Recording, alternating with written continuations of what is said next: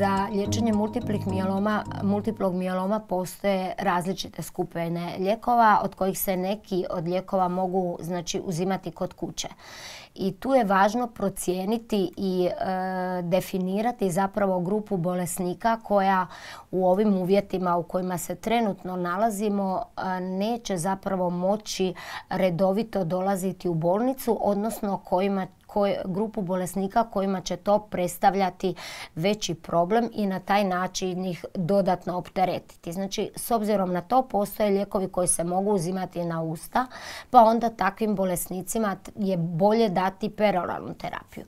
Međutim, ukoliko kod ovih bolesnika biramo između učinkovitosti lijeka i načina pripreme, nikada ne treba zanemariti učinkovitost lijeka. Znači, vodeći računa i o samoj biologiji bolesti i o samom bolesniku, o drugim bolestima koje taj bolesnik ima i o potpori koju ovom bolesniku može pružiti njegova obitelj, njegova okolina ili sam bolesnik, treba na pravi način prilagoditi terapiju kako bismo ga što manje opteretili i kako bismo zapravo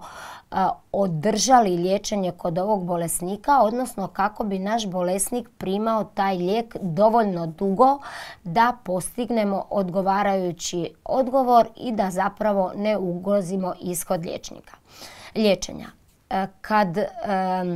govorimo o multiplom mijelomu, imamo zapravo dvije grupe bolesnika. Jedna grupa bolesnika su oni stariji od 70 godina, pa nekad i 65, ovisi o komorbiditetima,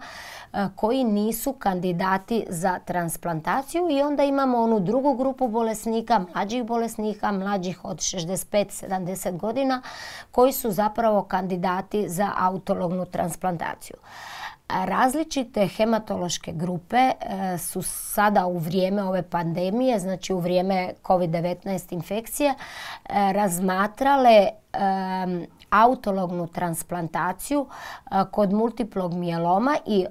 neke su se zapravo grupe odlučile za preporuku da se autotransplantacija, ukoliko nije nužna, odgodi. Što se naše grupe tiče, znači Hrvatske kooperativne grupe i Hrvatskog hematološkog društva, mi smo se odlučili da se kod naših bolesnika ovaj postupak ne odgađa, jer smatramo da se na taj način ipak kod bolesnika ugrožava ishod liječenja. Ono što smo odlučili raditi zapravo kod naših bolesnika koji su kandidati za autolognu transplantaciju je da se prije same autologne transplantacije, prije pristupanja samom postupku, kod tih bolesnika uzme bris na COVID-19 i naravno sačekaju rezultati, i ukoliko je bolesnik negativan, da se nastavi sa postupkom autologne transplantacije. Što se tiče doze lijekova za koje su isto tako određene grupe preporučile da se smanji doza kortikosteroida, mi smo zapravo imali jedan prilično individualni pristup i kod svih bolesnika koji su bili, za koje smo mi procijenili da su dobrog općeg stanja, nismo se zapravo odlučivali za smanjenje doze kortikosteroida. Dozu kortikosteroida, koji su imunosupresivni lijekovi, smo zapravo smanjivali samo kod starijih bolesnika iznad 70 godina, kod kojih i inače vrlo često smanjujemo doze steroida.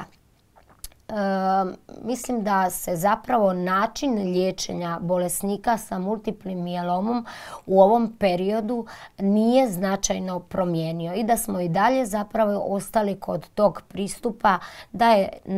važno za svakog bolesnika izabrati terapiju koja će biti najučinkovitija, prilagoditi je biologiji njegove bolesti, njegovom općem stanju, njegovim komorbiditetima i naravno uvjetima u kojima bolesnik živi.